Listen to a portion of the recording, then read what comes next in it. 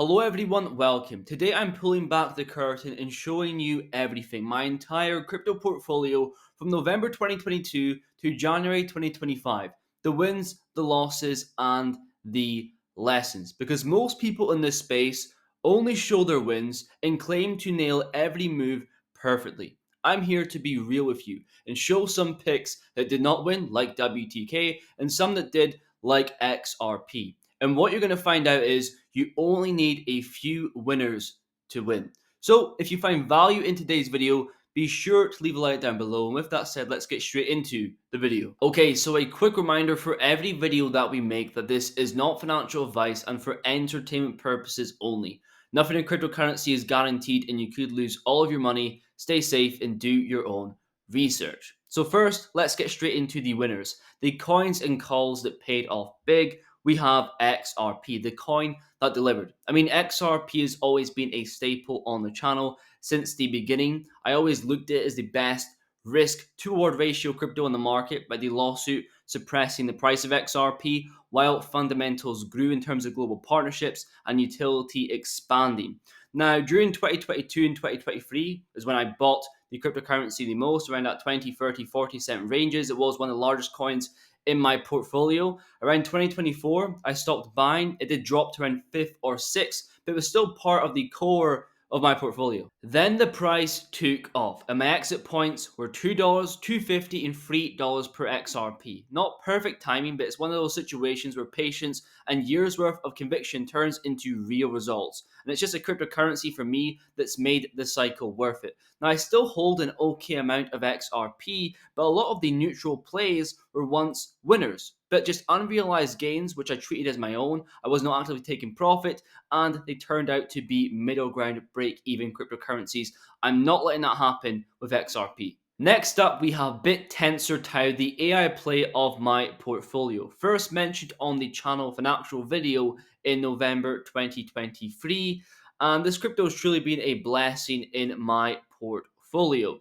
The only coin in my portfolio comparable to a 2021 run where it actually exceeded my expectations. Most coins, altcoins in my portfolio did not even meet my expectations, right? It's no secret that this cycle so far, whether you believe it's over or not, has been very poor for altcoins. This is a market cap excluding Bitcoin and Ethereum, barely even breaking previous all-time highs. And I first heard about TAO in late 2022 with the explosion of ChatGPT. This made altcoins in early 2023 AI coins increase in value, including TAO. And I thought that I missed the boat. The idea of Bitcoin meets artificial intelligence intrigued me, having the same tokenomics.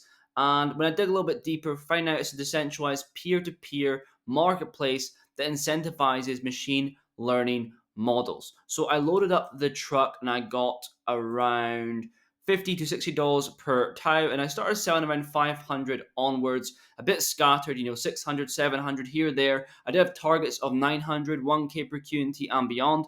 Those targets were not hit, and that's why it's a long-term hold along with XRP. And now moving on to XLM, the shadow play that mirrored XRP. Yes, the price action is pretty much identical. Why? Well, they have similar use cases, both based around cross-border payments. XLM has more of a remittance, peer-to-peer, banking and unbanked focus. They also have shared founders, and trading bots make the price very similar. When one increases, so does the other. But I hold both because why? Diversification. They both have interest in different use cases, and XLM had more of an increase in 2021 from the actual lows in 2020. And again, it paid off diversifying.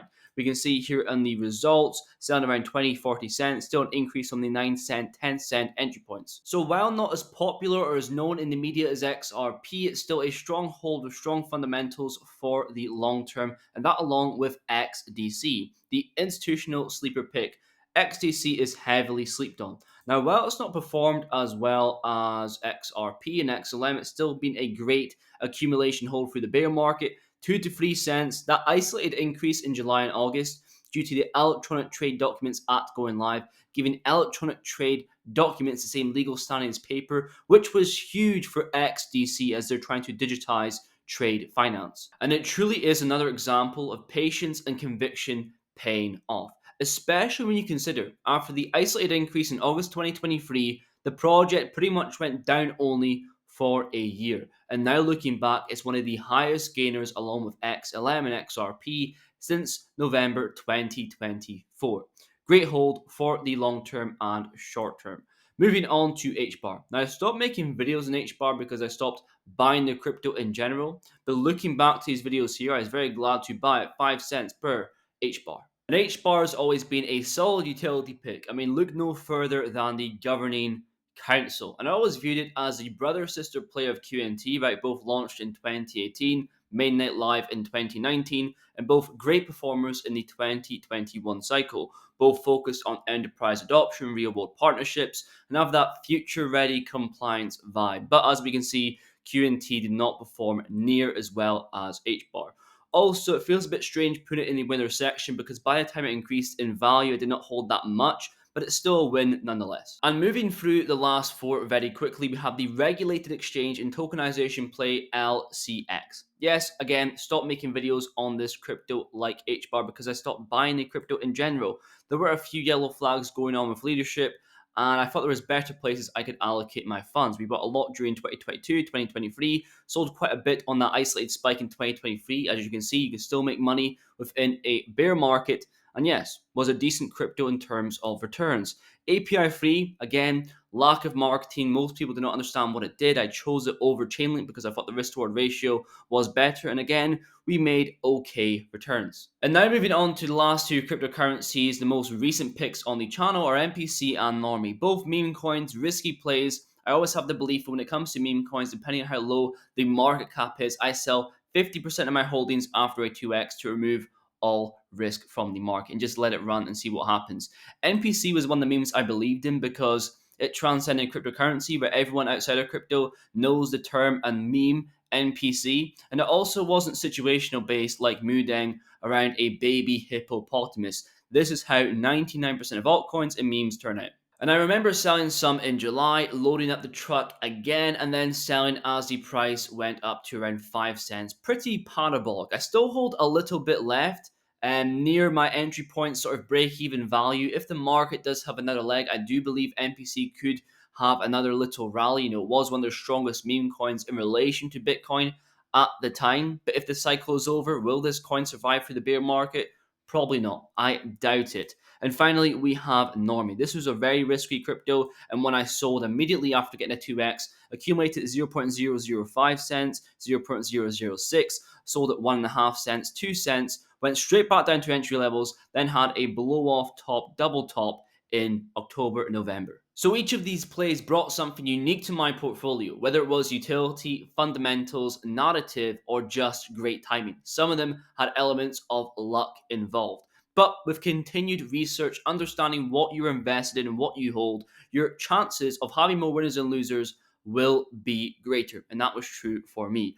Now moving on to the neutral plays, cryptos that were either break even or the profit or loss was too little to even mention or even consider it a winner. First up, we have Calm AI. I viewed this as the BitTensor Tau beta play, a crypto I had high belief in.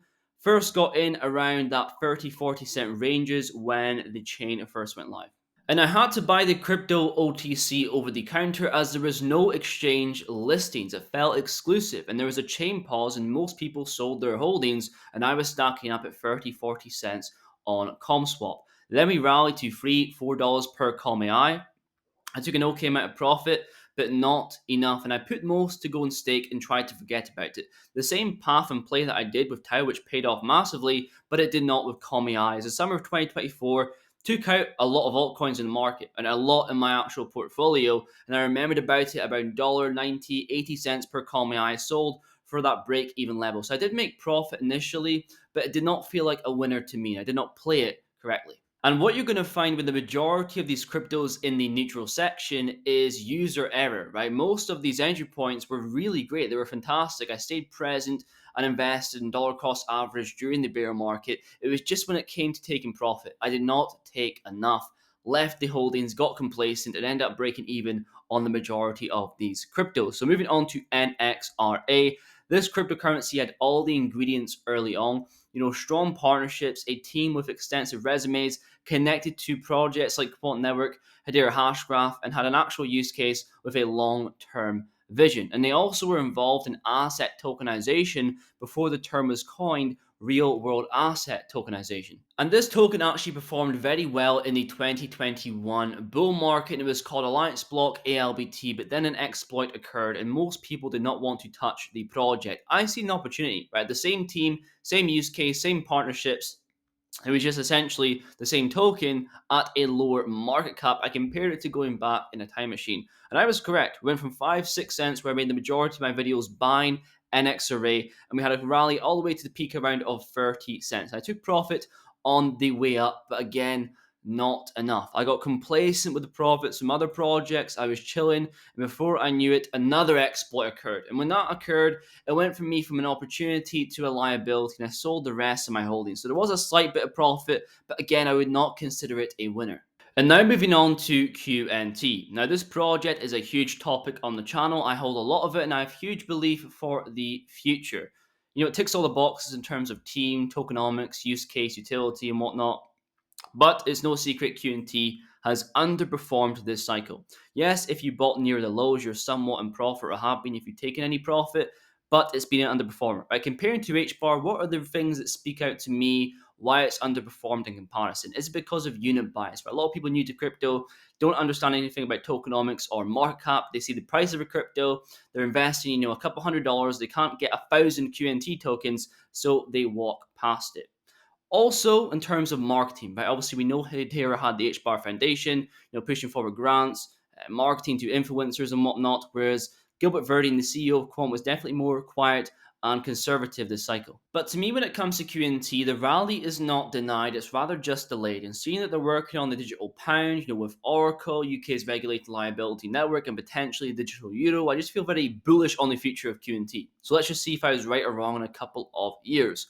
Moving on to Quillibrium, like TAO, disrupting the industry, whereas TAO is decentralized AI, Quill is decentralized internet, providing a platform for scalable cloud computing services without relying on that centralized oversight. But there has been numerous delays. Also, questions about how many developers are actually working on the project. And in the end of the day, it's not just the tech that matters. And in terms of entry points and exit points, I first heard about the crypto in my feed when it was around that 30-40 cent ranges. I held back. I didn't go into the FOMO. I bought around 20 cents. And I bought again around 20 cents later in September. And then we did a 2x within a matter of a week. It felt a bit toppy. I sold a little bit of my bag, barely anything, but no one expected the price to go down this low. I bought again around 10 cents, but the dip kept on dipping. And I bought recently around 2-3 cent ranges. I'm just going to leave my bag to see what happens. Can they pull through on the vision? It's a very revolutionary idea. We'll have to wait and see. It's money if I lose, I don't really care about, but I would like to see it win. I would like to see a return on my investment. Again, like QNT, we're going to have to wait and see what happens. And finally, check. Again, a similar fate to NXRA. Most did not recover from the summer of 2024. We got in the early price points back in late 2023, made profit, but I forgot about my holdings, got complacent, and ended up selling the rest at that break-even price point. So could check go higher in the future? Potentially, the idea of digital identity in crypto is very important with, regulations and compliance coming, especially with the rise of artificial intelligence. Verifiable credentials are important. But like most altcoins in this market, it has suffered a brutal fate in terms of returns. But it didn't reach expectations from the majority of investors in the market. But that's pretty much it for the neutral plays. Most of these cryptos were in profit at some point, whether up 2, 3, 4, 5x, but I just did not take enough profit. I think TAO doing a 10x off the bat set an unrealistic standard for my portfolio, and I expected these cryptos to do the same, but they did not. Now moving on to the losers in the portfolio. First up, we have WTK WadsPay. Now, WadsPay was always a risky play, like in terms of market cap. There was also issues about the supply when the Bitmark hack happened in 2021. But to me, it was worth the punt. When you looked at the team, representatives from MasterCard, Visa, Swift, ex-Ripple employees, many other known banks and companies, but the team was very solid. They also had the Dubai VARA approval, the VASP, and that was a very hard license to get. And it was pretty much downhill from there, right? AMAs were being delayed, and we got no response or updates from the CEO while he was partying in a different country. Also, we had the Polygon incident where large amounts of undisclosed WTK was being moved, suggested to be insiders, and also recently they've actually been delisted from the VRA public registry, but never actually got the VASP license in the end of the day. And the final kick to the face was the migration to the new token WCO, diluting the supply 10x. And in terms of entry points and exit points, we entered quite early and we sold a little bit at 4 cents, 5 cents, 7 cents. But again, with most cryptos like the neutral section, we got complacent, left the holdings, and not until this information arose, we started selling off our positions. We did make a loss, could be a lot worse, but it is what it is. You make losses in cryptocurrency, and towards the end of the video, we're going to talk about why you only need a few winners. Now moving on to ANDR. I think this is the biggest loss I've had in my portfolio from actual money invested to what I got out of it. As you can see, the chart is pretty much down only. And when I look at these losses, I would put WTK into its own bracket, right? It's a high risk, high reward play that did not pay off. Whereas ANDR, SMH, in fact, I all invested during the bull market. And it's not like the bear market where you have weeks and months to research about a project. You are either on the train for the journey or you're getting left behind. And when it comes to ANDR, it was an interesting idea, right? The first decentralized on-chain operating system. But without demand and adoption, an idea means nothing.